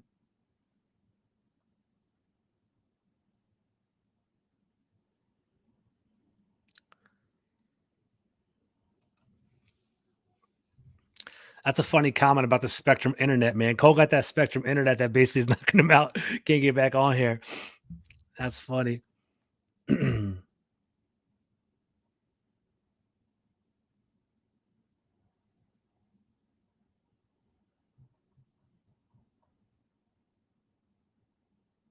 Chase Young, Ohio State Buckeye for life, man. They keep stacking it up, man. So basically, Ohio State's a wide receiver university, man. They just keep putting out that wide receiver. I liked Garrett Wilson coming out of the draft. I also like Chris Olave too. And they got Smith and Jiba coming out next year as well. So Ohio State, man, they keep holding it down with their wide receivers. They're pretty solid altogether. What's up, brother, man? Hey, get that Spectrum internet, bro. I got knocking you out, man. My bad, dude, man. I don't know what the hell happened, man. It is storming right here, though. It is storming. But yeah, man, appreciate it for holding it down, man. Yeah, man, try my best. I was like, what the heck happened? So yeah, I do need yeah, I do, man. Hey, don't get AT&T, man. And you know what I'm saying? I have AT&T cell phone service. It's the worst. I used to be a Verizon guy my whole life. My wife was like, "You gotta get AT&T. It's cheaper." And dude, I feel the difference, man. AT&T is not as good as Verizon. I'll tell you that right now, man. It's being real with you. Let you know that a little bit.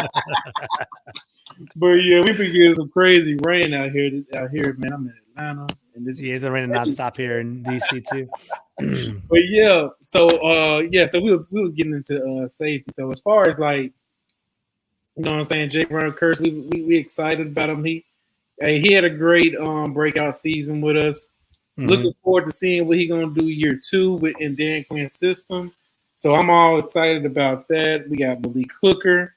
You know, he's named to be he's been underrated. I'm not underrated. I liked him coming out of college, man. I really liked him a lot. I wanted him in DC, to be honest. But he it's funny you say he's underrated because like he was coming out, he should have been like legit, like awesome safety, but I guess he's like kind of recouping his career in Dallas right now, probably. Yeah, you know, he had he was injured, so Achilles, and you know, he's been working back from that. He had a lot of flashes with us last season. See, we got rid of KZ, DeMonte KZ. I was happy for that because part of those breakout coverage, you know, that they blame on Trayvon Diggs, It was, it's because KZ didn't have his back. You know what I'm saying? He tripped out on a lot of those plays. Malik Hooker would definitely be more of an improvement in that backfield than him. We also my personal favorite. I'm looking forward to coming out is Marquise Bell.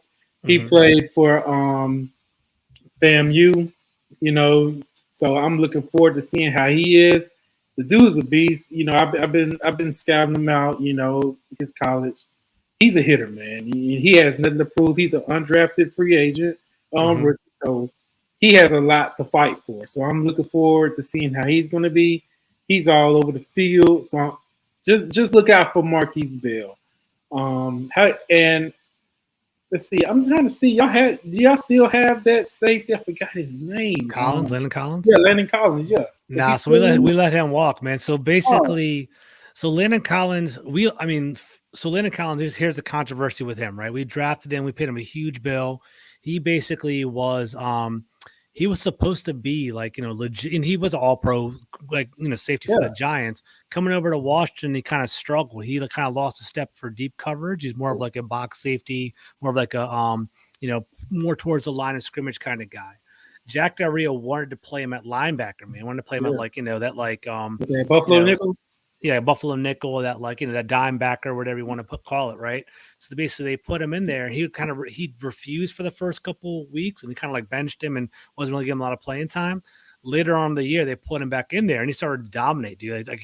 He's a pretty good tackler. He runs up. He's good running downfield. He's not good running backwards, right? We offered him to stay. We basically, hey. He was getting $15 million a year, something like that. We're take a price cut. You can stay with us if you do. He did. We got Carson Wentz, and then basically we're Carson Wentz expensive, man. Can you take another price cut? And he's like, now I'm going to test the market. So we basically released them post June 1st. That freed up basically a lot of money for Terry McLaurin, which is fine. We got Terry McLaurin back. But basically, so Collins left. One name I want to put out nationally is Cameron Curl, man. I was telling your listeners before when you were gone, Cameron Curl was a 6th-round pick out of Arkansas. He plays strong safety for us. He's legit, dude. He's basically he is for real. He's one of our fan favorites around here. We got talking about Jaron Curse. Cam Curl was borderline, hey, what he's one of the better safeties in the NFC kind of thing. We really like him around here. He basically he's in the it's not a if it's a when he's going to get a second contract with us because he was drafted the same year as Chase Young, so he's the 6th round. So he's going to basically be a free agent pretty soon. So he's going to we'll have to re-sign him upcoming. He's a good strong safety. He plays Buffalo nickel right now. The thing was last year with Collins is we had to squeeze Collins in because of the contract, but honestly, Curl was a little bit better than him. So now that Collins is gone, Curl can kind of play more snaps and kind of get some more reps out there. Other than that, it's we have Curl, we have Bobby McCain. Bobby McCain was a free safety from Miami. We brought him over. He's solid, but he's not an elite kind of guy. But the one thing we like about him is he can actually play single deep. He can play nickel if we have to. And then we have Percy Butler, who we drafted at Iowa State, 6'3", runs a 4.3. He's kind of more of our experiment or a guy that we're going to develop, and we'll see how that goes over there. But like I said before, our defensive line's our strength. Our secondary and our linebackers are all question marks. We'll see what happens with us. Yeah. But, it always starts with the line, man. It does. And, you guys have the pieces to bring in a lot of pressure, to take off a lot for the linebackers and for the defensive backs to work. So my question is pivoting over to Jack Del Rio. How do you feel about him? So I don't know we don't have to get too crazy around here, get too political, but we call him MAGA Jack. We call him MAGA Jack over here in the DC area, by the way, but I don't want to get too crazy with it. But basically, he's all right. I think he can just generate more. He's always in the news for saying some wild stuff on Twitter and stuff like that. But basically, he's a smart guy, but I feel like he doesn't generate enough pressure. I think it's honestly going to be his last. If Washington has a step back or doesn't really go very well, I think he's going to be gone next year. It's going to be a very make or break year for him. I like having a seasoned defensive coordinator, but at the same time, it's our defense, we regressed. We were number 2, I think, in 2020. We were number 20 25 or 21 in 2020, like, last year. So he basically took a step back, and we shouldn't have that with our talent. So he needs to step it up a little bit. He needs to generate more pressure, and I hope he brings it more. Like, we'll see how it goes down. I'm not sure yet. Yeah, The verdict's out on him.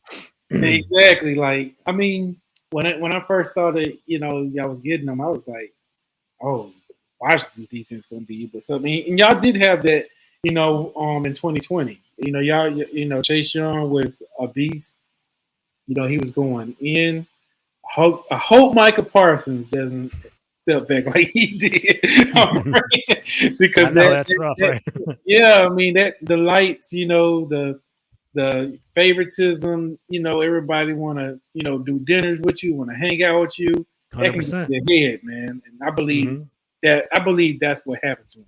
I believe that, he was just, graced by all of the NFL and ESPN, and, everybody wanted to talk to him. His head got big, and he probably, took it a little easy on the off season, man. So that plays a big part.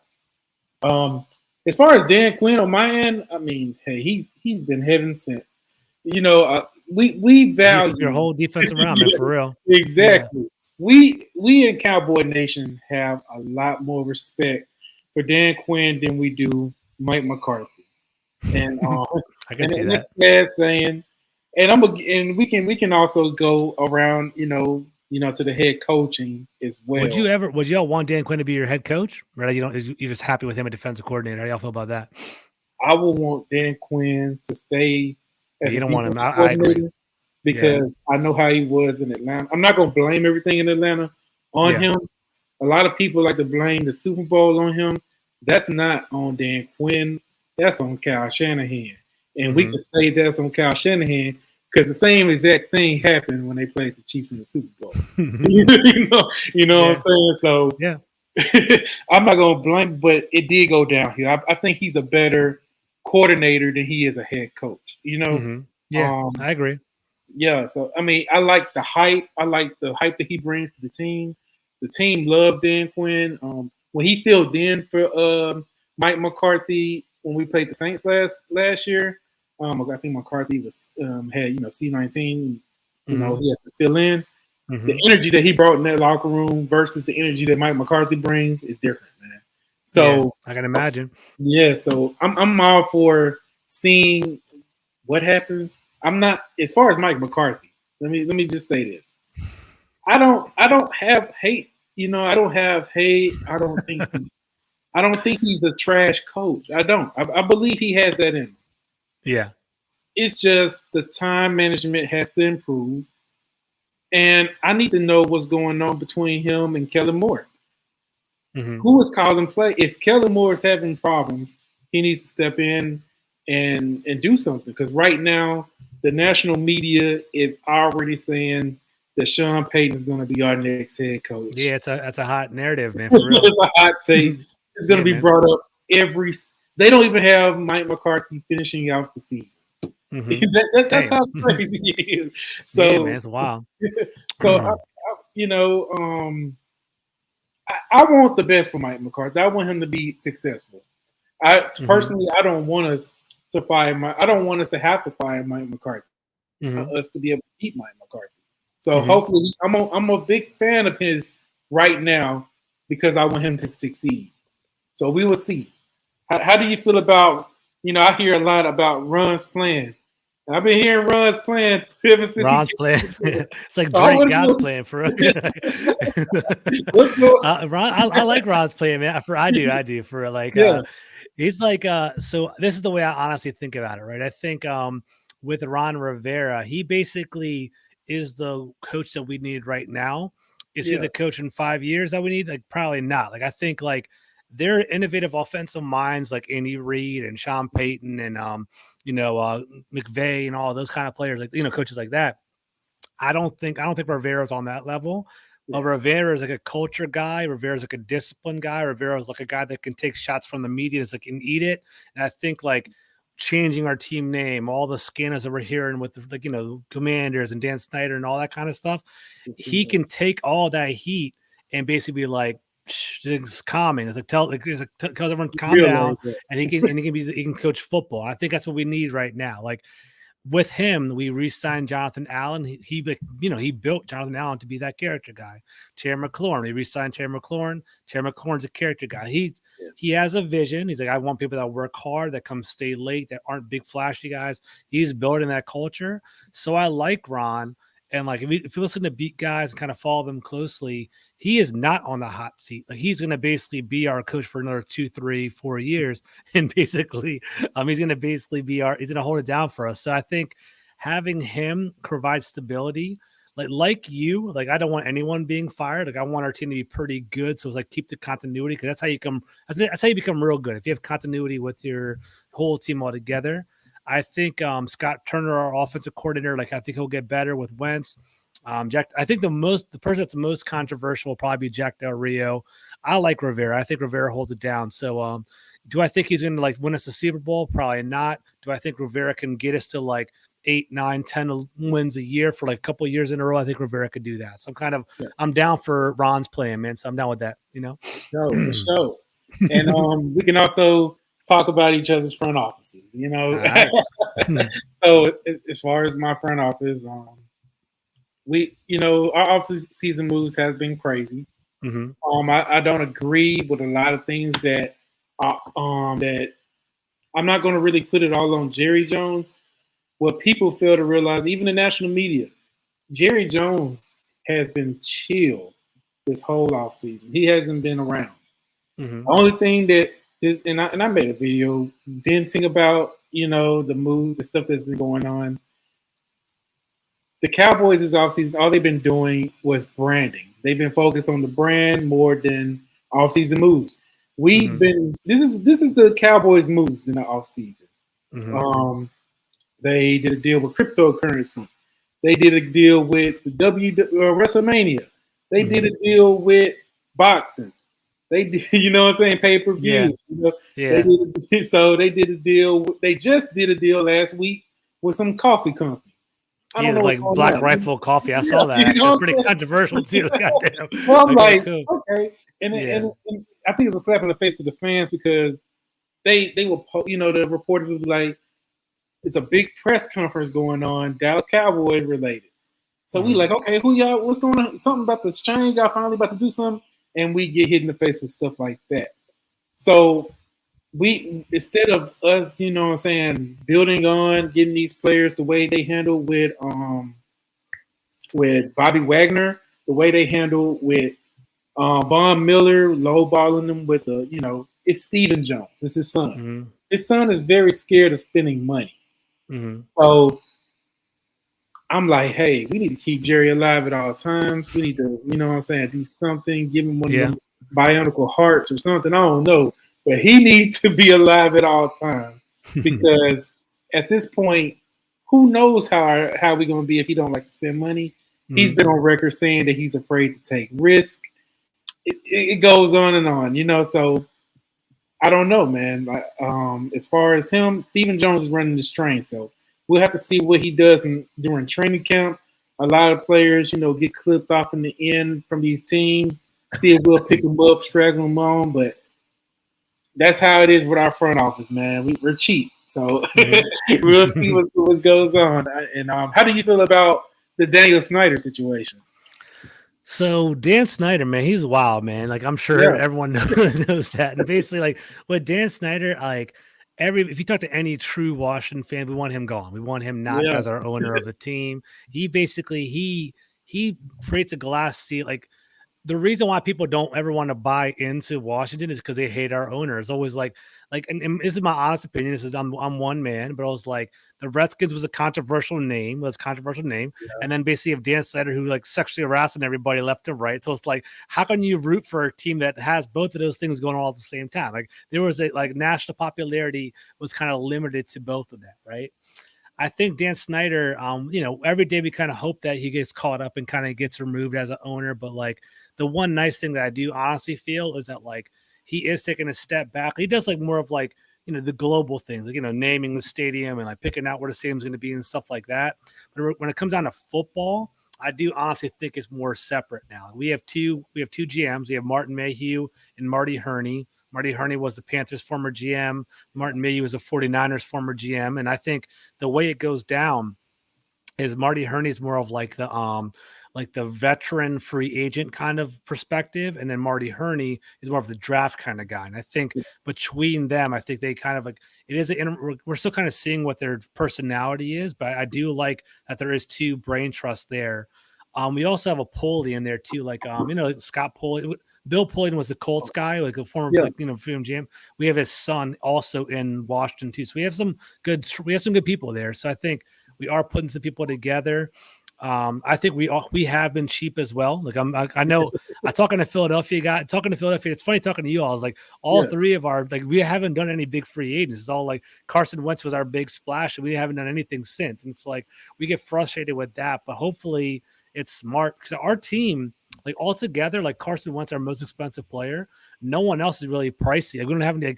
Now we have Terry McLaurin, but it's like Carson Wentz, Terry McLaurin, and a bunch of 23, 24-year-olds. Our teams are kind of being built the right way. So I'm going to keep, following them, ownership to kind of put, stiff arm that. But basically, hopefully the football side holds it down. Hopefully we'll get some winning football in DC. Exactly. Hey, I mean, the fact that y'all go, the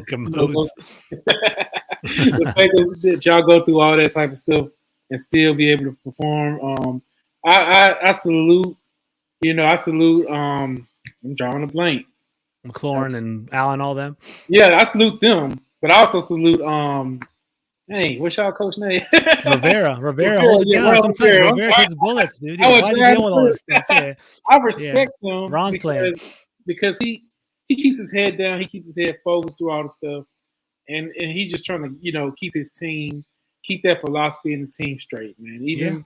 Even when you mentioned with the whole the real comments. I mean, they nipped that in the bud quick.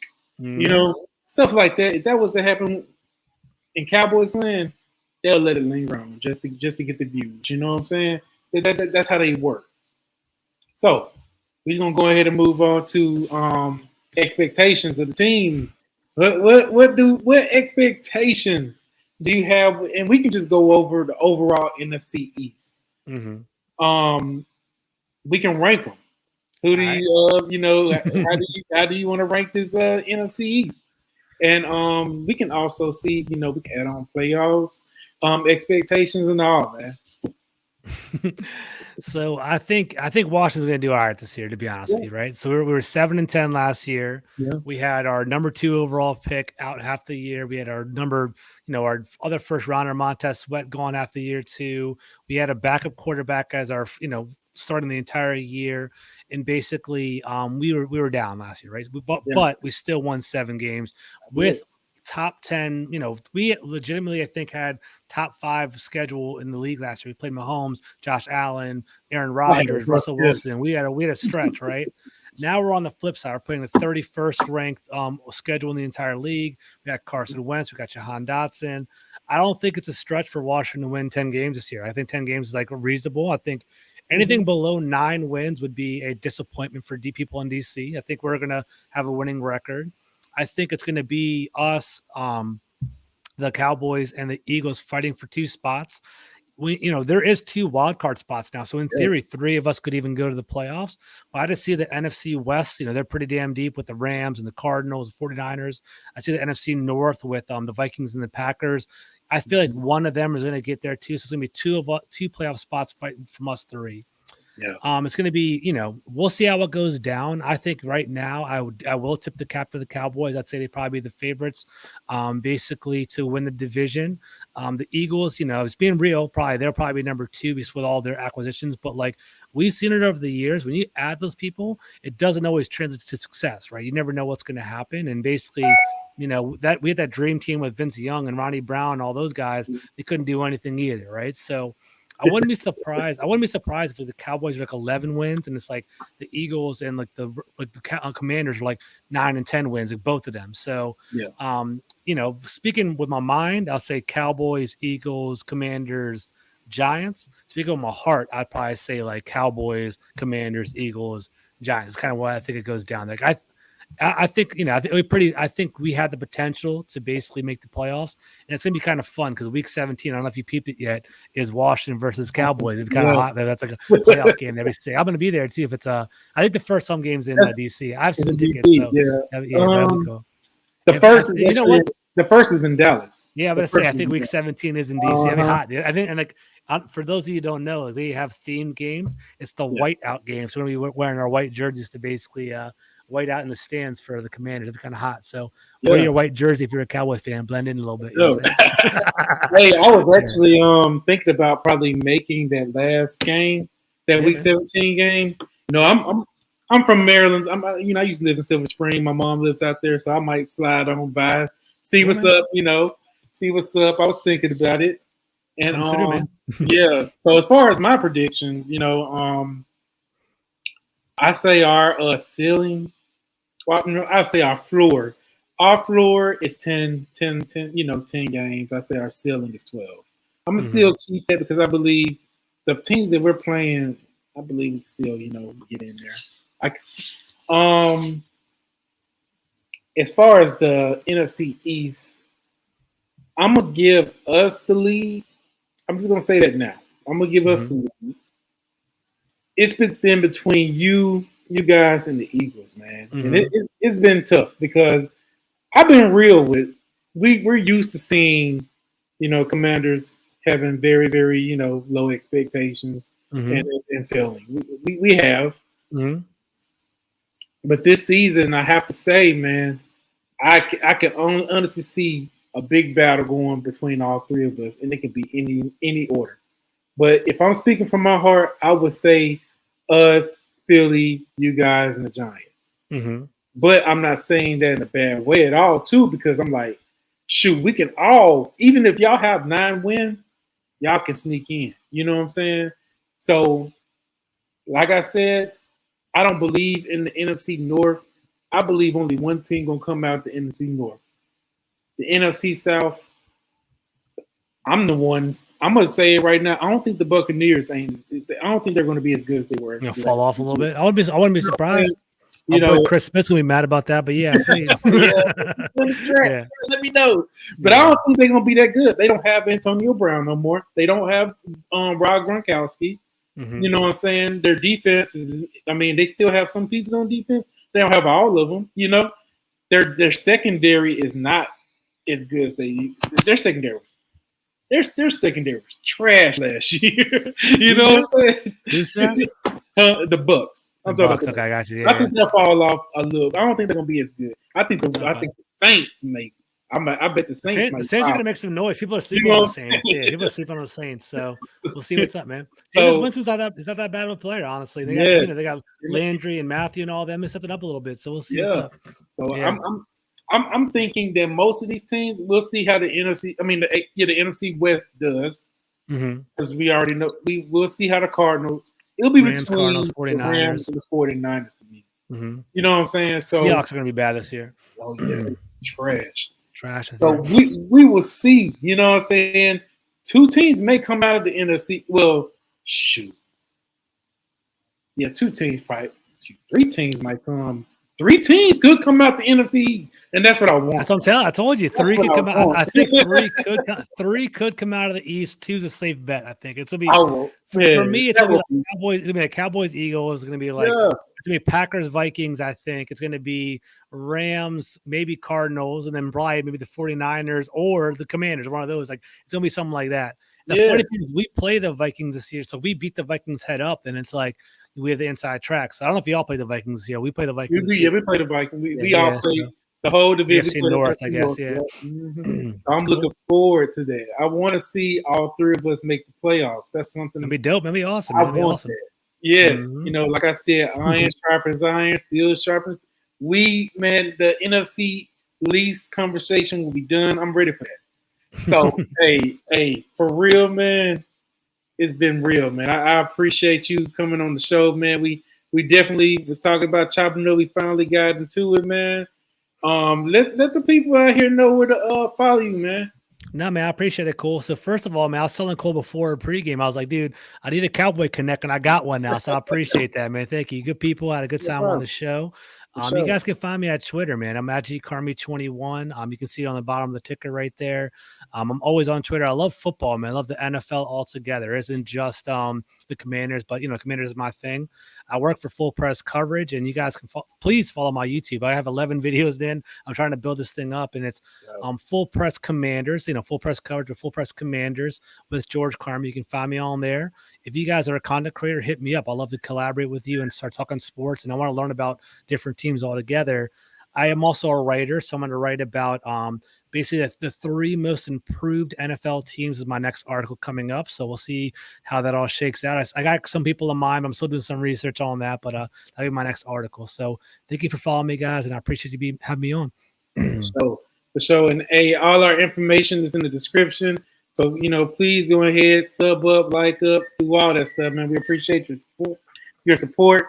And until next time, y'all be real. Thanks for stopping by. I appreciate everything, man. Y'all take care. Go Cowboys, man. Go Commanders. Peace.